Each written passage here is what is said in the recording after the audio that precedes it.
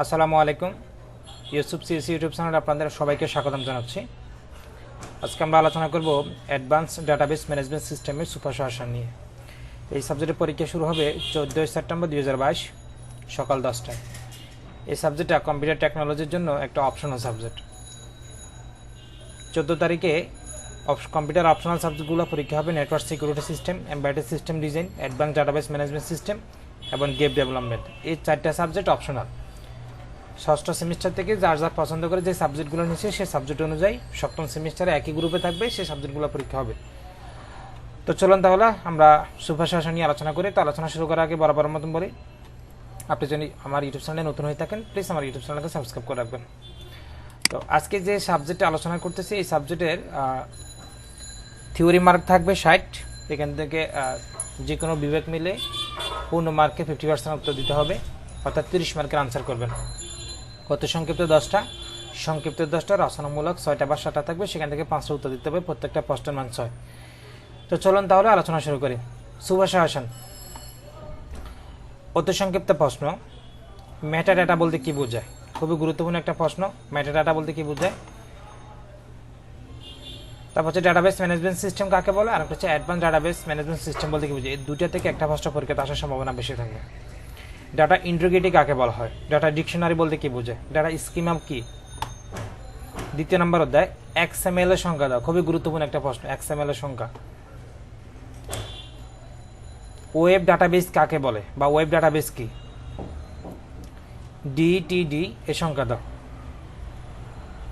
ইআই diagram বলতে কি বোঝায়? খুবই গুরুত্বপূর্ণ একটা প্রশ্ন। ফাংশনাল ডিপেন্ডেন্সি কাকে বলা হয়? এখান থেকে ওয়েব ডাটাবেস এবং ডিটিডি আর একটা হচ্ছে ফাংশনাল ডিপেন্ডেন্সি, এই তিনটে থেকে একটা পরীক্ষাতে আসার সম্ভাবনা বেশি থাকবে। তৃতীয় নম্বর অধ্যায় প্রাইমারি কি ফরেন কি, এই দুটো থেকে একটা প্রশ্ন থাকবে পরীক্ষায়। তৃতীয় নম্বর অধ্যায় একটা খুবই গুরুত্বপূর্ণ প্রশ্ন হচ্ছে ভয়েসি কোড নর্মাল কাকে বলে? কোয়ারি এক্সিকিউশন কাকে বলে? চতুর্থ নম্বর অধ্যায় সিলেক্ট এক্সপেনশনে ক্লোজ 3টি লেখো। স্কেলার আপডেট এক্সপেনশনের সিনট্যাক্স লেখো। খুবই গুরুত্বপূর্ণ প্রশ্ন। কোয়েরি এভালুয়েশন পান বলতে কি বোঝায়? ট্রানজাকশন কাকে বলে? 5 নম্বর অধ্যায়ের জন্য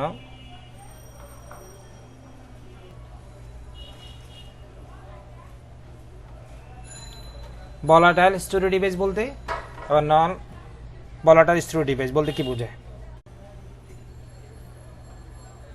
এসিডের বৈশিষ্ট্য কি, অর্থাৎ এসিআইডি বলতে কি বোঝায়? 6 নম্বর অধ্যায় রিমোট ব্যাকআপ সিস্টেম বলতে কি বোঝায়? খুবই গুরুত্বপূর্ণ প্রশ্ন। ফেলিওর ক্লাসিফিকেশন কি বা রিকভারি বলতে কি বোঝায়? 7 নম্বর অধ্যায়ের জন্য ডাটাবেস সিস্টেমের নিরাপত্তা বা গোপনীয়তা প্রয়োজনীয়তা লেখো। সিস্টেমের নিরাপত্তা বলতে কি বোঝায়? রিভোক কমান্ডটি কেন ব্যবহার করা হয়? আর একটা গুরুত্বপূর্ণ প্রশ্ন হচ্ছে এনক্রিপশন বলতে কি বোঝায়? এনক্রিপশন আর ডিক্রিপশন দুটো থেকে একটা পরীক্ষাতে আসবে। 8 নম্বর অধ্যায় সেন্ট্রালাইজ ডাটাবেস বলতে কি বোঝায় বা কেন্দ্রীয় ডাটাবেস সিস্টেম কাকে বলে? ডিস্ট্রিবিউটেড ডাটাবেস কাকে বলে? এই দুটো থেকে একটা পরীক্ষাতে আসবে কনফার্ম ইনশাল্লাহ।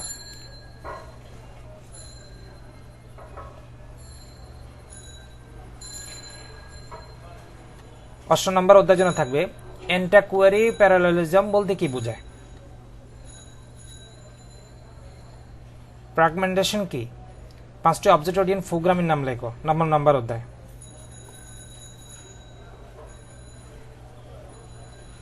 অবজেক্ট ওরিয়েন্টেড অ্যানালাইসিস বলতে কি বোঝায়? এনক্যাপসুলেশনের সংখ্যা দাও। রিলেশনশিপের সংখ্যা দাও বা মেথড কি? এখানে কয়েকটা প্রশ্ন থাকে। 9 নম্বর অধ্যায় কিন্তু 2টা প্রশ্ন পরীক্ষাতে থাকার সম্ভাবনা বেশি থাকবে। 10 নম্বর অধ্যায় লোকেশন ম্যানেজমেন্টের প্রয়োজনীয়তা কি? ডিস্ট্রিবিউটেড ডাটাবেস সিস্টেমে ডাটা ডিস্ট্রিবিউটেডের উপায় কি কি? অ্যাক্টিভ ডাটাবেস বলতে কি বোঝায়? 10 নম্বর অধ্যায় মাল্টিমিডিয়া ডাটাবেস বলতে কি বোঝায়?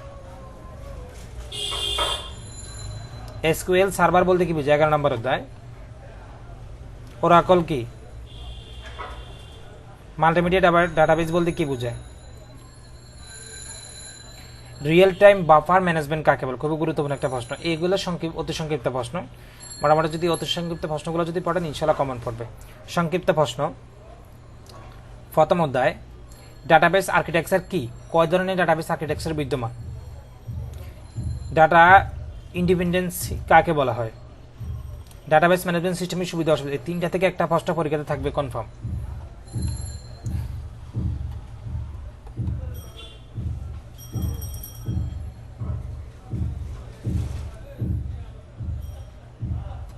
এখান থেকে ডিস্ট্রিবিউটেড ডাটার সুবিধা অসুবিধা কি এবং ডাটা মাইনিং বলতে কি বোঝায়, এখান থেকে দুটা থেকে একটা আসার সম্ভাবনা বেশি।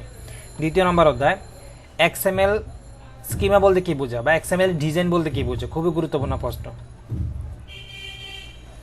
এন্টিটি রিলেশনশিপ ডায়াগ্রামের সিম্বলসগুলো চিত্রসহ নাম লেখো, এই দুটো থেকে একটা প্রশ্ন পরীক্ষা থাকবে। তিনটা প্রশ্ন খুবই গুরুত্বপূর্ণ। ফাংশনাল ডিপেন্ডেন্সি বলতে কি বোঝায় বা ব্যাখ্যা দাও, যেটা আপনি অতি সংক্ষিপ্ত যেটা পড়ছেন সেটার উত্তর দিলে সেম দিলে হবে। অ্যানোমালাইজ বলতে কি বোঝায় বা ডাটাবেস অ্যানোমালাইজ ব্যাখ্যা দাও। তৃতীয় নম্বর অধ্যায় নর্মালাইজেশনের সংখ্যা দাও, খুবই গুরুত্বপূর্ণ প্রশ্ন এই প্রশ্নটা। নর্মালাইজেশন ডাটাবেস অর্থাৎ ডিনর্মালাইজেশন বলতে কি বোঝায়। চতুর্থ নম্বর অধ্যায় এই প্রশ্নটা 90% ইম্পর্টেন্ট, এগ্রিগেশন ফাংশন বলতে কি বোঝায়, এসকিউএল এর ব্যবহৃত 5টা এগ্রিগেশন ফাংশনের নাম লেখো। মাল্টিকুয়ারি অপটিমাইজেশন বলতে কি বোঝায়।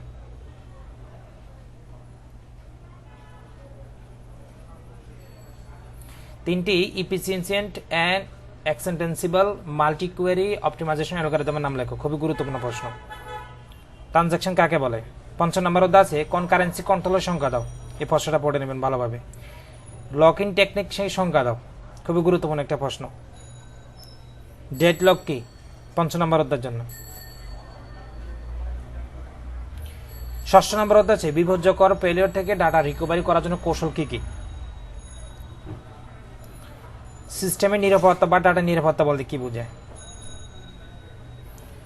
ডাটা এনক্রিপশনের প্রধান অংশগুলো কি কি। অষ্টম নম্বর অধ্যায় ক্লায়েন্ট সার্ভার সিস্টেমের চিত্র ব্যাখ্যা করো, খুবই গুরুত্বপূর্ণ প্রশ্ন এটা। এন্টার অপারেশন প্যারালেলিজম ব্যাখ্যা দাও।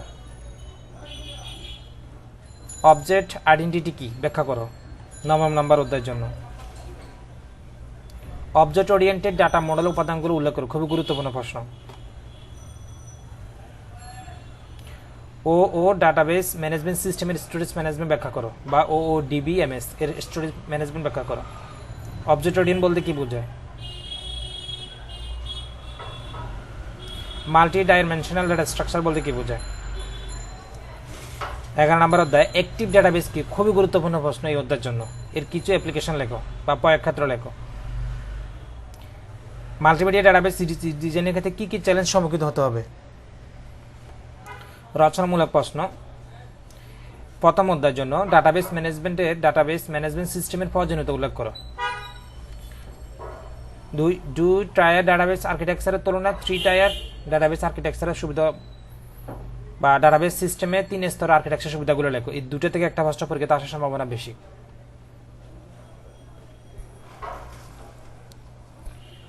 ডাটাবেস ম্যানেজমেন্ট সিস্টেম এবং RDMS বা ডিস্ট্রিবিউটেড ডাটাবেস সিস্টেম ব্যাখ্যা করো বা এখানে পার্থক্যটা আসার সম্ভাবনা বেশি থাকবে।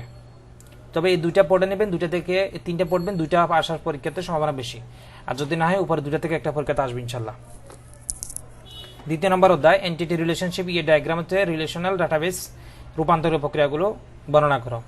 তৃতীয় নম্বর অধ্যায় সবচেয়ে গুরুত্বপূর্ণ প্রশ্ন ভয়েসে কোটেড নর্মাল ফর্ম বা BCNF এর বর্ণনা করো, খুবই গুরুত্বপূর্ণ একটা প্রশ্ন।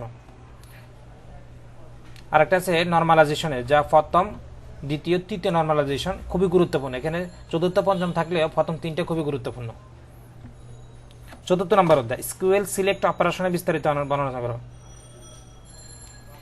চতুর্থ নম্বর অধ্যায় আরেকটা আছে SQL আপডেট অপারেশন, এখানে SQL সিলেক্ট একটা আছে আর একটা আছে, তবে আপডেটটা গুরুত্ব বেশি দিবেন, এটা খুবই গুরুত্বপূর্ণ পরীক্ষাতে আসার। পঞ্চম নম্বর অধ্যায় ট্রানজাকশনের SCID প্রপার্টিজ বর্ণনা করো বা SE automation concurrency isolation durability, এই 4টা জিনিস ব্যাখ্যা করে দেবেন। ডাটাবেসের স্টোরেজ স্ট্রাকচার বর্ণনা করো, ষষ্ঠ নম্বর অধ্যায়। 7 নম্বর অধ্যায় ডাটাবেস নিরাপত্তা সমস্যা আলোচনা করো বা সিকিউরিটি ইস্যু বলতে কি বোঝায়। 8 নম্বর অধ্যায় সেন্ট্রালাইজ প্যারালাল বা ডিস্ট্রিবিউটেড ডাটাবেসের আর্কিটেকচার বর্ণনা করো। ডাটাবেস সার্ভার সিস্টেম আর্কিটেকচার বর্ণনা করো। 10 নম্বর অধ্যায় দুইটি মোবাইল ট্রানজাকশন মডেল বর্ণনা করো, খুবই গুরুত্বপূর্ণ প্রশ্ন। আরেকটা আছে OODBMS এর আর্কিটেকচারাল কৌশল বর্ণনা করো বা অ্যাপ্রোচ। 11 নম্বর অধ্যায় ভিডিও বা অডিও ডাটাবেস বর্ণনা করো। আপাতত এগুলো যদি পড়েন ইনশাল্লাহ 90 থেকে 95% কমন পড়বে ইনশাল্লাহ। ভালো করে পড়ে নেবেন। ধন্যবাদ সবাইকে। আসসালামু আলাইকুম।